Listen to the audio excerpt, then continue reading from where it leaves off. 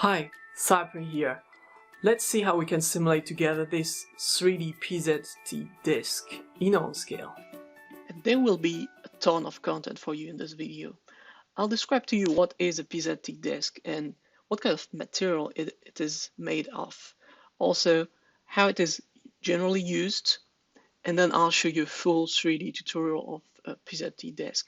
I'll talk about model definition, the kind of results we can get from simulation, and you'll have a full step-by-step tutorial in OnScale on how to model this kind of PZT Desk. Let's start with the most basic question you may have. If you just found this video and you're wondering what is a PZT disk, well, it's basically a small disk made of a special type of material, which is called PZT, and it's a ceramic piezoelectric material. And basically, you have two electrodes connected on both sides of this disk, and those electrodes are driving a voltage. So when you apply a pressure on both sides of your disk, it generates a voltage into the electrodes. You can also drive a voltage into the electrodes, and then the disk will deform. So it's a very, very useful device used in many applications. And the real name of the PZT material is lead zirconate titanate. It's an inorganic compound with the chemical formula that you can see here, PbZrTi, and the X value can vary between 0 and 1, so depending on the type of material you have. There are different types of PZT, not only one. So it looks like white powder, and it can be shaped into shape of a disk or shape of something else. It's very very useful type of material because it can really be shaped as you want to generate the kind of waves, the kind of signals, the kind of, well, everything which is needed. So it is generally used in a number of practical applications, such as ultrasonic transducers and piezoelectric resonators. So a ultrasonic transducer is basically a sensor which converts the one type of energy into another type, and here it uses the voltage to drive mechanical vibration of the PZT desk, and this mechanical vibration generates acoustic waves, which are generally used to measure the distance to an object. So because the waves goes to the object and come back, and then you can measure the distance, like a sonar, or well, this is the basic principle of sonar actually. And this kind of PZT disk is a core component in many such devices. On the left, you can see an image of ultrasonic sensor cut in two, and you have various layers of material in it.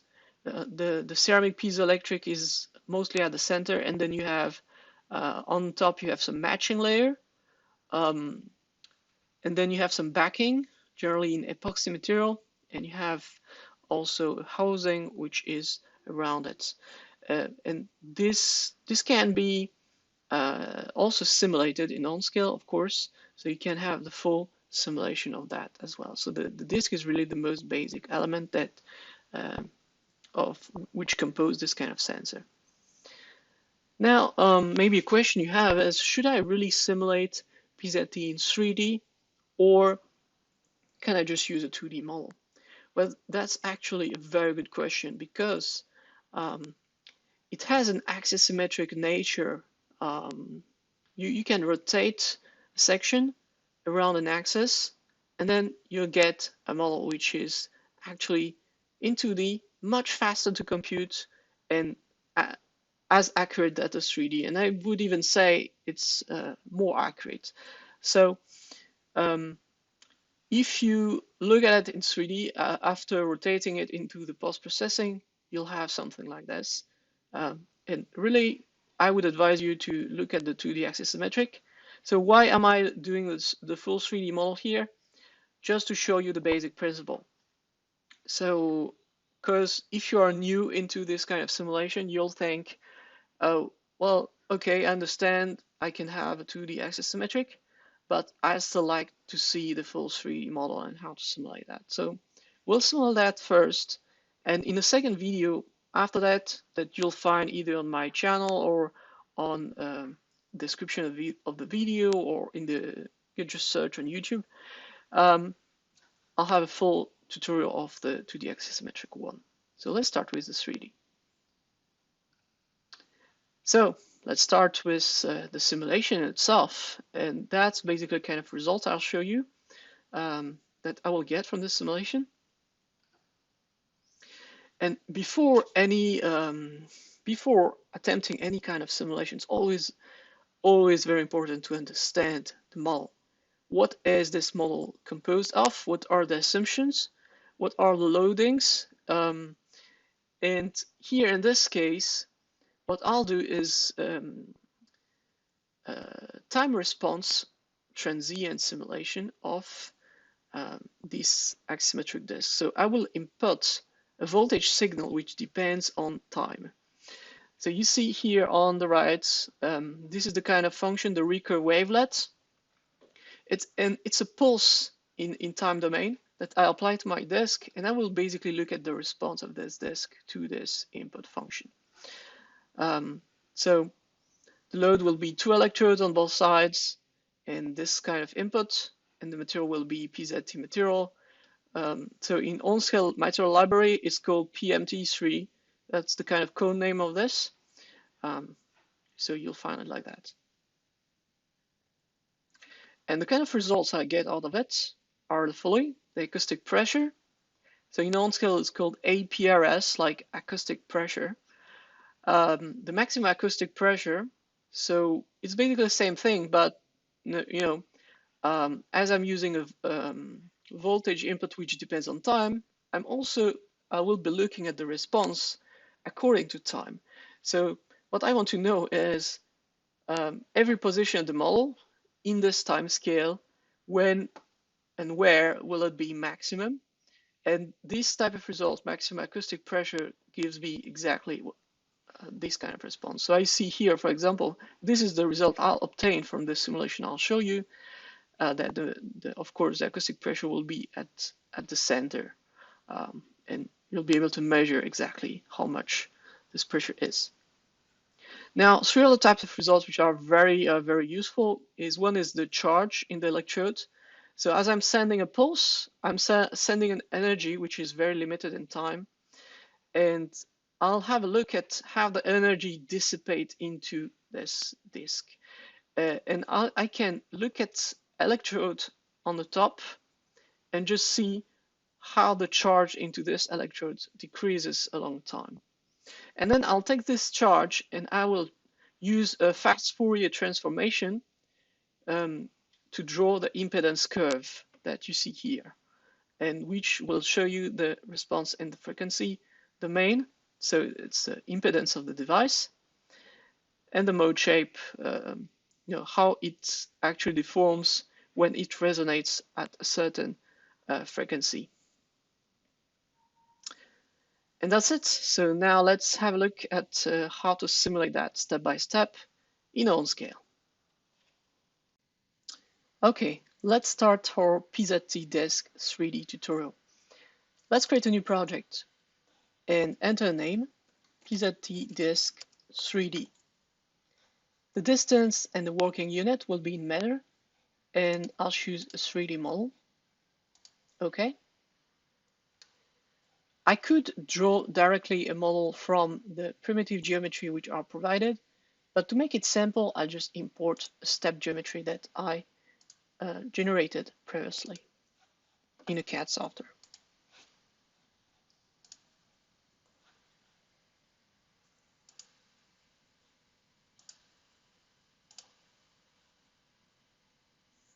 Now, after you import the geometry, make sure that the unit of this geometry is the same than the unit you chose before.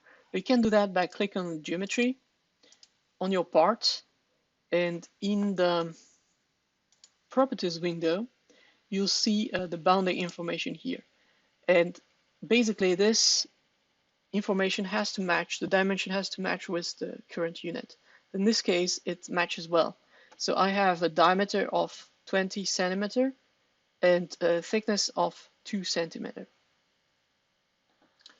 Now, let's go to the next part, which is assigning some boundary conditions. So what I'll do is that I'll assign 2 electrodes on both sides, and then I'll assign the forcing function. I'll check the mesh size to see if it's correct to solve this model. Then I'll show you the analysis condition and type of outputs that I will get out of this. So let's start with setting up the electrodes.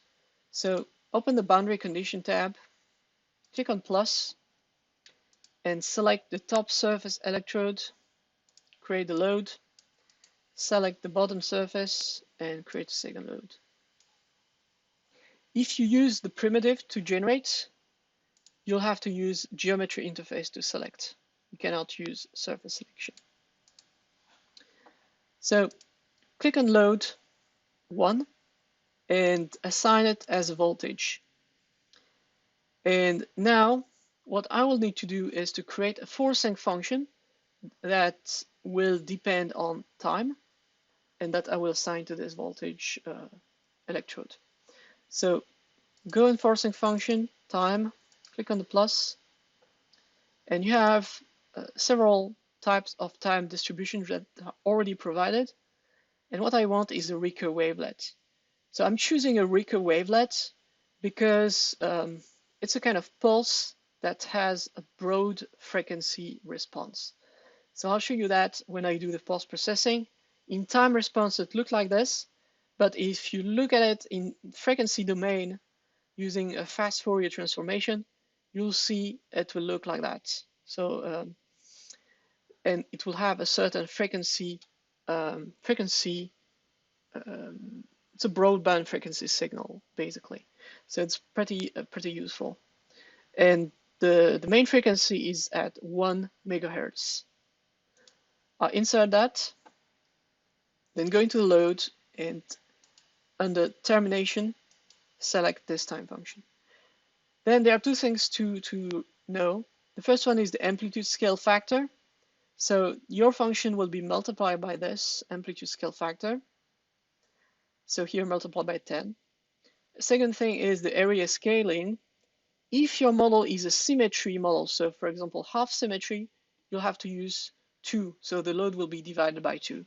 If this is a force symmetry, so divided in 4, you'll have to use 4 in the area scaling. In my case, I'm just assigning this load to the whole model, so I'm just using 1 here. Okay, so my first electrode is done. My second electrode is also voltage, but this time it's the ground. Now, the second thing I'll do is that I will assign a resistance to this electrode. So this is a very good function in OnScale, is that you can create some circuits like this.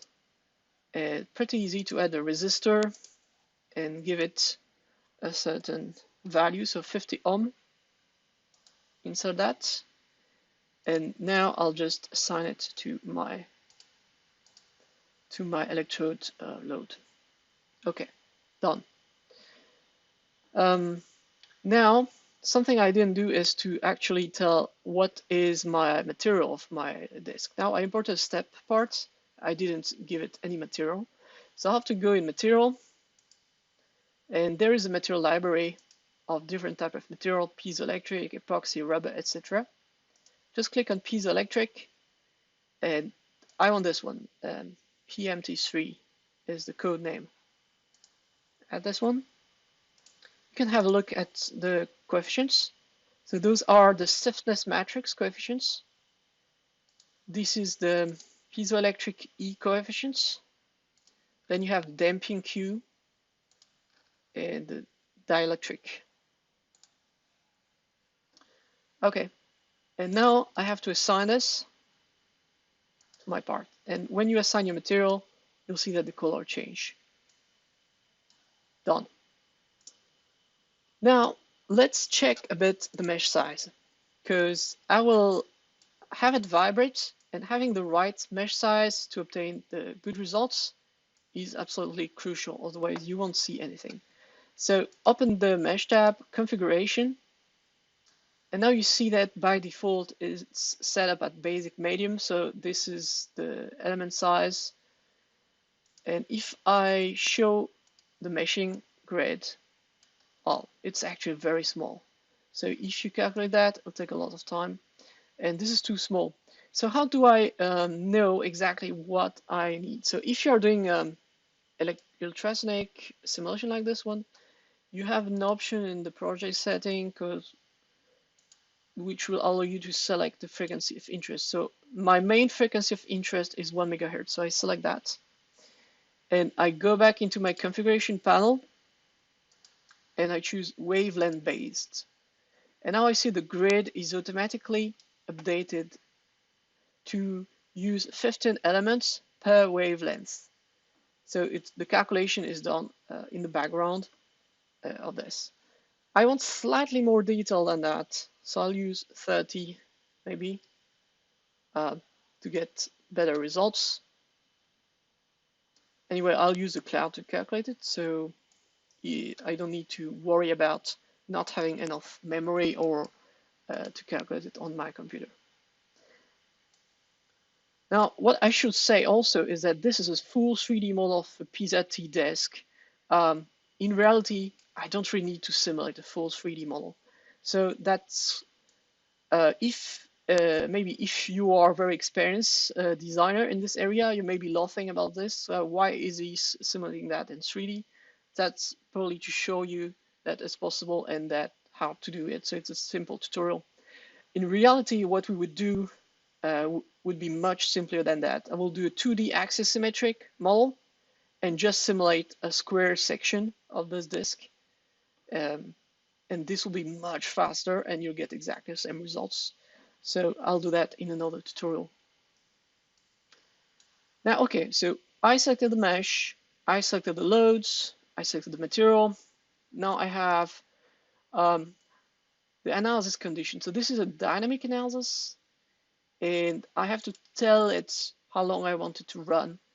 How long do I want to calculate? So it's somewhat by experience that I know the value for this model is 0.0001 second. It's pretty fast. Now it depends on a lot of factors: the frequency you're using, the wave that goes through it. You can simulate a faster response, and if it's not sufficient to see to simulate the full discharge of the electrode, then you can simulate a bit longer. So I use this value for this type of analysis. And now we're almost ready. So I'll just save my model. But now I need to actually give it the outputs I want. So what do I want to calculate? First thing, I'll add a time history probe of the acoustic pressure at the middle top. So I'll use 0.002. You see my small probe appears here on the top, showing me that time history of the acoustic pressure, which means the curve will be calculated at this position. Now I want to have also a snapshot of the acoustic pressure at every calculation time step. I didn't define yet how many time steps I want, so I'll show you right after how to do that. I want shape data at 1 megahertz frequency. So as we are doing a time response simulation, and the model simulation that gives you deformed shape at a certain frequency is generally available in a frequency response type of simulation, then I'll have to use a shape data acoustic pressure type of output to show that. Now, next type of output is I want to have the maximum of the acoustic pressure as well. And I think I'm cool with those 4 types of outputs. Now in the runtime graphics, which this is a small window that appears and show you what is actually happening during the simulation. So very useful. So I'll set that to 2 windows like this, and I'll give it time history output and acoustic pressure array. Yeah, right. Or maybe I can show you the electrode 1. That's also good. I'll show you the charge of the electrode. That's also quite nice to see during the analysis. And you see you have number of frames here. So this is the number of snapshots that will be done during the simulation. So I want the maximum number of snapshots is 250. So I'll just put maximum I have. And now I'm ready to simulate that on the cloud. So I click Run on the cloud, and I'll use the Estimate button to give me a rough estimate of how long this model would take.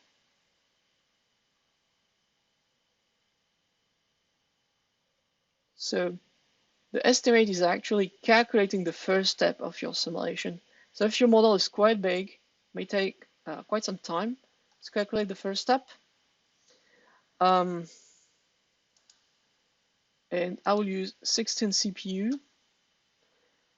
And in this case, it gives me that it requires 1.6 gigabyte of RAM to calculate this. So I want to give it a bit more to be sure that this will go smoothly. So for that, there is an estimate override function. So this can be activated in the settings. So you go in the settings and you have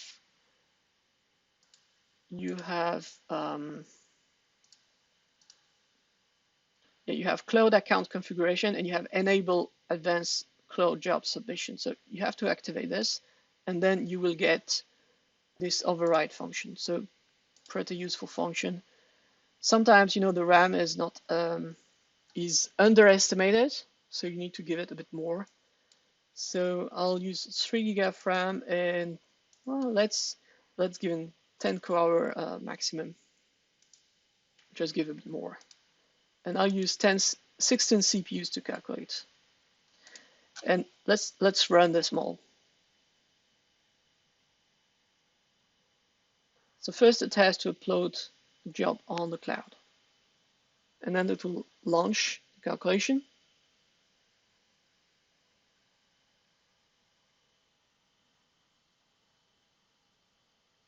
So this model may be a simple disk, but you saw that I put a lot of elements in it.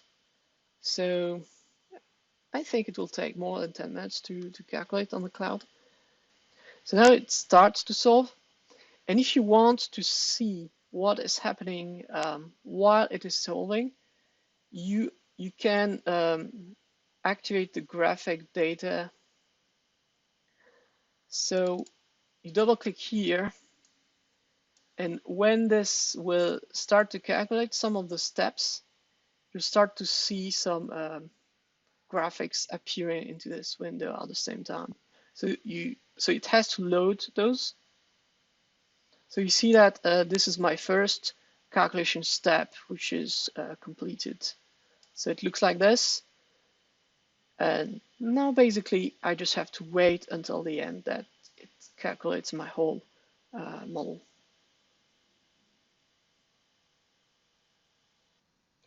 So once the calculation is finished, just click on Storage and download your results.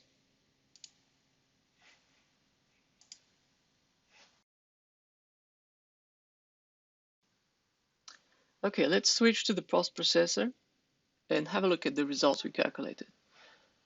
So go into the File Explorer, and into your projects folder, you will have the place where you downloaded all the results from the cloud. And you see that you should have 4 types of results. So the results are displayed with a gray icon. You have FLX HST, which means history. That's where all the curves will be saved. So double click on that, and you see progressively the data appearing here into the result manager. The FLX data are where the field data are saved. So let's have a look at this. APMX is the maximum acoustic pressure. And here you have the results of the maximum acoustic pressure calculated over the time period. Let's have a look at the snapshot data. In the snapshot data, you have the result of the acoustic pressure calculation at each time step. So you see that I have in total 250 time steps, and I can look at that in a chronological order. So you right click on the step and there is a function plot data over time. And now you'll be able to play those results from time equals 0 to the end of the calculation. So you see how the acoustic pressure changes into your model. Now there are several things to note. First of all, the color are always changing like that. It's a bit difficult to see what happens. One of the reasons is that the acoustic pressure here, the scale minimum and maximum is automatically changing as well at each step. So what we can do is from the first step, let's play the first step again. Let's display the first step and click on user defined data range. Okay. And now if you define that, this will be, maybe this is a bit too much. I should set it, let's say when the maximum reaches. So let's have a look at the history results and then you'll understand how it works. So let's open, let's say, several viewports like this. Here I'll display my input function. So this is the Rico wavelet pulse that I'm applying to the electrode as a voltage.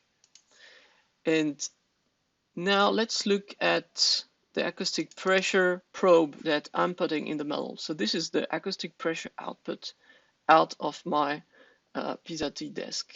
So you see that I have a very short pulse, but the response is attenuated over time, and you see at the same time the influence of the damping into the system, that it's not immediately dissipated. The energy takes some time to evacuate, and that's why a vibration is created. Now if you look at the peak, for example this peak here, we see that the maximum result is like 384,000. Let's say, okay. So here, if I come back here in the maximum, I put, let's say, 380 as the user-defined range. And now, let's go back to the first step and let's see what happens. And now we have a more realistic view of this graph, basically. You see at some time we reach the red portion, which is the maximum, and then it gets attenuated in the blue. So, and we see less and less of the results happening because now we fixed the min and maximum range.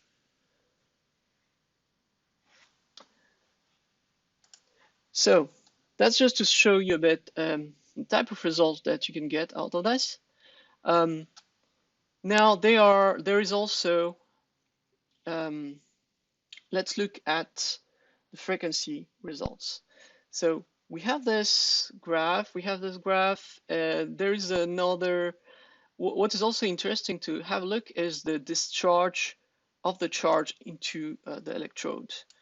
So let's just reconfigure the viewport to see only one and reset the current viewport. And if you look here, you have load 1 charge. So this is how the charge decreases into the electrode that controls the voltage around this PZT material.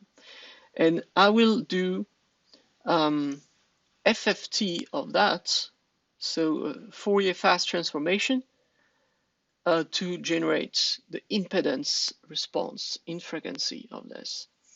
So I have actually just a button called impedance. So once you click this charge, click on impedance and go down, and you see you have this frequency history appearing. So now I can open a second viewport, and you have two. One is amplitude and the other is the phase. So this is the impedance response. By default, it's not on log scale, so just click on log to get the result into a log scale that maybe you're more familiar with. And some other thing I want to do is to limit the frequency range to really what I want to see. In this case, let's limit to 10 kilohertz to maybe 180 kilohertz. Yeah, and maybe let's view only this. Okay, I have to reset that. Sorry. So 10 kilohertz, 180 kilohertz. Okay, so this is my impedance response to my impulse in time. This is frequency response in this 10 kilohertz, 180 kilohertz range. And you see that this is the resonance peak and this is the anti-resonance peaks. So it doesn't go infinitely like maybe you saw in some other system, and this is due to damping mainly, because we are calculating real world results, which include damping. And the damping coefficient is into your material properties as the Q coefficient. So I can go back quickly to designer just to show you where it is. You have your material properties, PMT, and you have a damping category, and here you have Q, which is the Q Rayleigh damping attenuation, which is 90, sorry. So this is not, this is a high damping. If you want to have,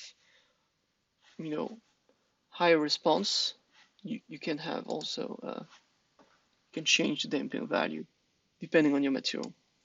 Okay, so now this is the frequency response curve. Now, what if I want to know the mode shape at here? What really happened to my model when I am interacting in this 1 megahertz frequency? So for that, I have to use another type of result that I calculated, which is the shape result. So double click on this, and you'll see it appearing here as mode shape. And I want to see the Z velocity mode shape. It looks very deformed because the scale factor is huge. So 0.01, let's say. So, and now I have the mode shape which correspond to this specific 1 megahertz frequency. Okay, so that's all for this tutorial.